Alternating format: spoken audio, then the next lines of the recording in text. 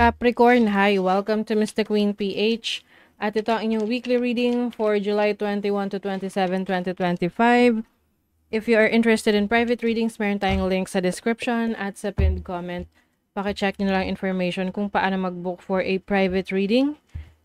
And please subscribe to our channel to show your support, like, share this video, at comment na rin kayo kung kayo naka-resonate. Ayan, so samantalahin nyo kasi meron tayo ngayong promo. Meron tayong 20% discount sa private reading pag nag-book ka from July 16 to 31. Yan. So, let's see what's the energy for Capricorn ngayong July 21 to 27. Show us the energies. Oh, King of Cups, the World, Eight of Wands, Eight of Coins. Oh, very busy. You're a busy bee. Marami kang kaganapan ngayong week na to. May mga accomplishments and at the same time, meron ka ring mga regrets. Siguro yung regrets na yan ay yung mga bagay na hindi mo inaksyonan in the past na kumbaga sa ngayon it's either hinahabol ka na yan or na-miss out mo na yung opportunity. Okay? But don't worry kasi maaring merong bagong offer sa'yo, like an opportunity being offered to you that will bring you more success, na mas ma-achieve mo yung goals mo because of that. So, yung iba sa inyo, if you have plans of traveling abroad or working abroad, maaring may job offer or ibang opportunities na kung saan ang kliyente mo ay foreigner or taga-ibang bansa. Kasi meron mga, let's say, work from home, 'di ba? Kahit nasa Pilipinas ka lang, ikaw ay assistant or virtual assistant ng mga company sa US, may mga ganun ng setup. So, pwedeng ganun ang opportunity for you. You have the Eight of Wands. Some of you merong travel for work, na pwedeng may training or meron kang kailangang i-polish or ayusin or i-improve sa yung skills, no? Sa yung mga kakayanan. And itong Five of Cups energy, this is a reminder para sa'yo na kung ano yung, yung na-miss out mo na, yung wala ka na magagawa, let go mo na yon. Mag-focus ka sa kung ano yung meron ka. Kasi definitely meron at meron kang mga bagay na ipagpapasalamat na nandyan pa sa'yo. 'Di ba?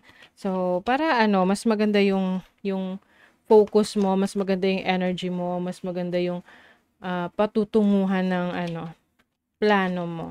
What is the King of Cups? Nine of Swords. Someone is someone is thinking about you. Pwedeng laging may mga panaginip, no? Who is this person na lagi mong naiisip? Pwedeng, ang nasisense ko rito is pwedeng may regrets because pwedeng hindi mo na-express yung feelings mo sa person na to or meron ka mga bagay na hindi nasabi sa kanya na dapat nasabi mo, ganun.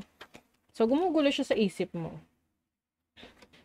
The Fool, uy, this is a new experience. You're going to take a risk. Yung iba kung never pa kayong nakapag-abroad, pwedeng yan yung isa na sa ginugol ninyo na makapag-work sa ibang bansa to try new experience. Oh, you have the Magician. This is about your skill set. So, talagang meron kang minamaster na skills, kakayanan, abilidad. You have the Queen of Wands. Very creative rin yung energy mo ngayon. Fiery, on the go, busy.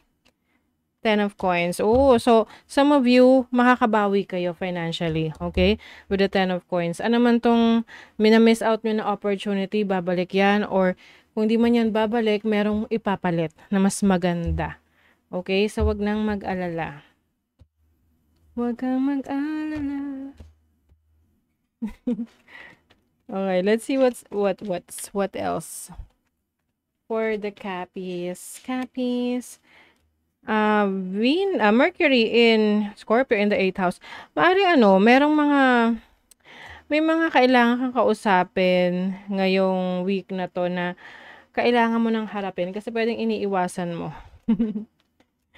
You have Moon in Capricorn in the 10th house. Pagiging organized. So, maaaring meron kang organized ngayon. Let's say sa work mo, yung ayusin mo yung process mo sa trabaho para hindi magulo, para mas maayos yung workplace mo. Exaltation, uy, something good is happening in your finances, your resources.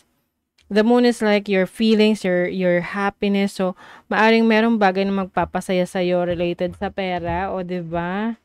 Celebrate na 'yan. I-celebrate na 'yan. Ano ba 'yan? Pwedeng merong bagong source of income, or merong unexpected na pera, or um, ang moon kasi is about emotional fulfillment. So, pwedeng meron magre-regalo sa'yo. May marireceive ka na regalo from someone. Or good news pagdating sa trabaho, career. And I think this is also related to your values, yung talento and skill set mo. Pwedeng meron kang madidiscover na talents and skills mo na, pwede mong pagkakitaan. I-monetize. Uy, you have the egg. Baka kakain ka ng itlog ngayong week na to. It's about birth, no? New beginnings. Meron kang bagong sisimulan na proyekto or interest. Kahit yung tipong gusto mo lang magsimulang maglinis na ng bahay, o kaya magtanim ng halaman, o kaya magsimulang magbenta ng mga gamit, or kung ano-ano pa, no? You have caution. Uy, Scorpion. Pero mag-ingat, ha? Ang nasa-sense ko nito is mag-ingat ka sa mga taong pinagkakatiwalaan mo. Okay? Dahil hindi lahat mapagkakatiwalaan. Actually, mga Capricorns, talagang ano yan eh, maingat rin naman talaga. Tsaka madali silang makasense kung sino ang something fishy. Or parang merong hindi magandang intention sa kanila. O, diba? Yung mga ahas-ahas dyan. But this card is about healing. So you are also healing.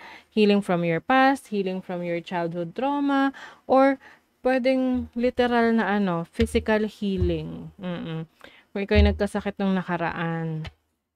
Like for example ako, parang last week or 2 weeks ago, 2 linggo akong masakit ang balakang. Ewan ko ba, sciatica ata yun or what. Yung tipong feeling ko parang akong buntis na hindi makalakad, ganun.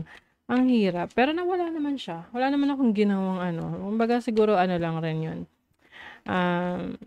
Stress. Okay, let's see what else. Space. Oh.